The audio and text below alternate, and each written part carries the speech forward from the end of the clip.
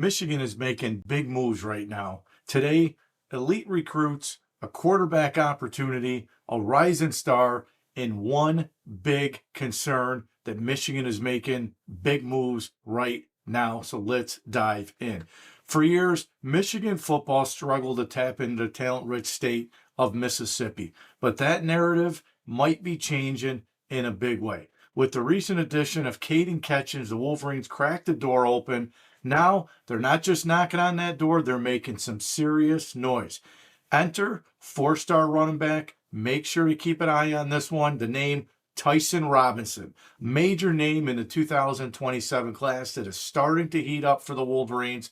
We're talking about a top 150 prospect that ranked as high as number 44 in ESPN, a guy with elite speed, ran 100 meters in 11.15 as a true freshman.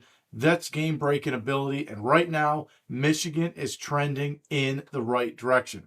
Robinson already's been to Ann Arbor twice in the short span, and each visit is building serious momentum along the way. As I said before, the 2027 class is really starting to gain some traction here, and Michigan is really picking up steam. So, the Wolverines apparently right now sit in a driver's seat heading into the crucial stretch of the official visits this summer. Now, it's not over. We're far from it.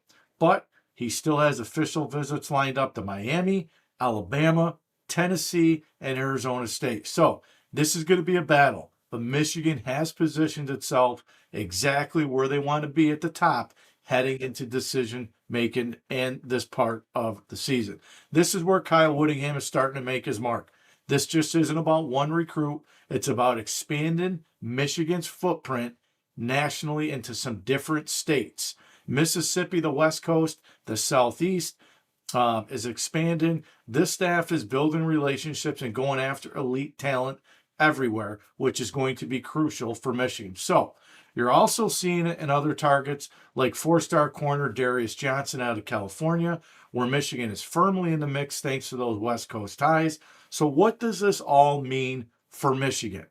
Michigan isn't just recruiting well. They're recruiting differently. They're going into territories that weren't pipelines before and coming out with legit chances to land elite players.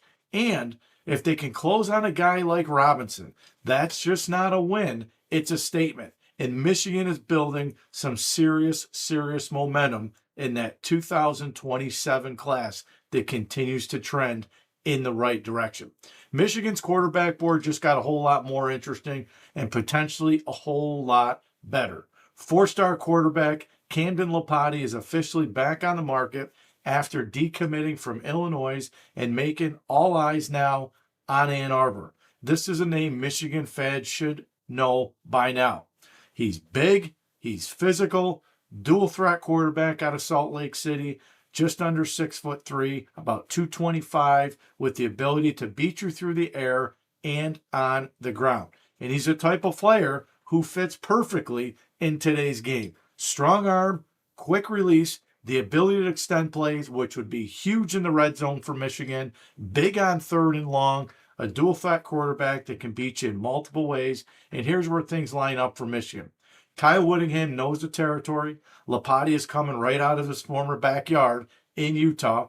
That relationship is going to play a major factor in making the push to land Lopati. Now, let's not forget, quarterback became a top priority for Michigan after losing Peter Bork from the class of 2027 as well that we talked about earlier in one of the prior podcasts. Since then, this half have been deliberate, targeting the right guys instead of just filling spots. And Lopati checks all the boxes, and he's already visited Ann Arbor. And I've said this before.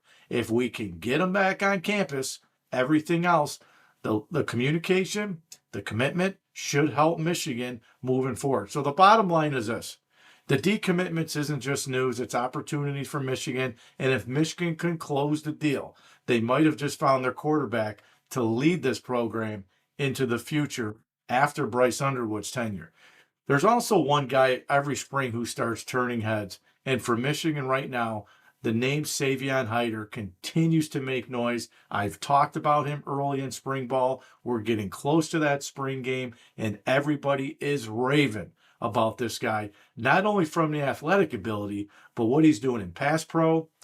He's going to be a guy that's going to be in there on 3rd and long. You may see him on every down. Who knows? You're going to see him in key situations for Michigan, which could also be another key target in the red zone. And here's the thing. The production right now for Michigan, you got to be ready. He's showing up. Kyle Whittingham has said right now he's been a standout in spring, not just for this flashy stuff, but what's really opening eyes right now, and it's big for any running back, but for a true freshman, is pass pro. That is absolutely huge if you can protect the quarterback in the backfield, which you're normally protecting, those A-gap blitzes between the center and guards.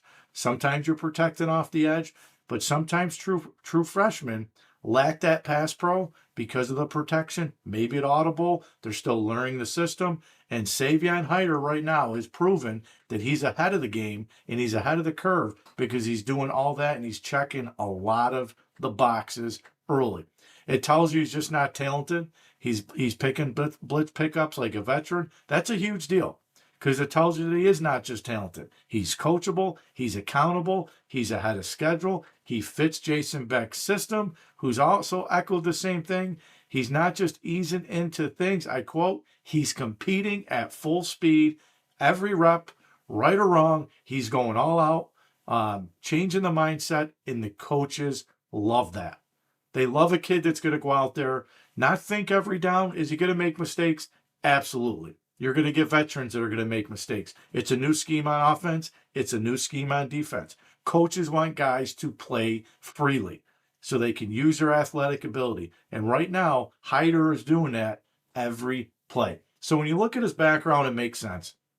He's a guy who can put up monster numbers. He did in high school, over 1,400 yards rushing, 25 touchdowns as a senior, and even bigger numbers the year before. He's been the guy before, but now he's earning it again. Let's be clear, and I want to make this really clear.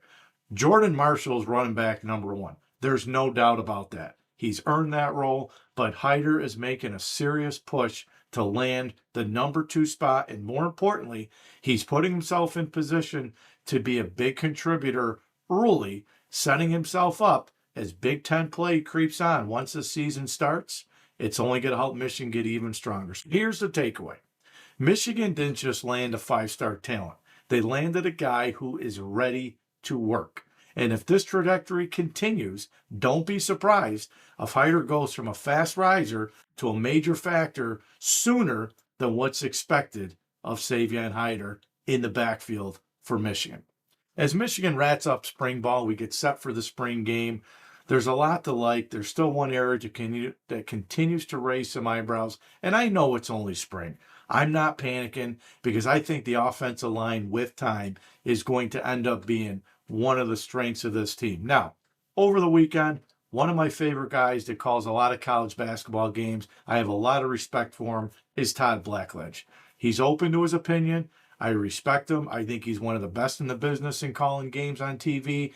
He got an up-close look at this offensive line, and I'm going to quote this. The review, for the most part, was positive, but he did say that the running back room looks strong. He likes the trajectory of Bryce Underwood, which is great, but then there's the offensive line. And he says, that's where the concerns come in. He said, according to Blackledge, and I quote this, pass protection is still a work in progress.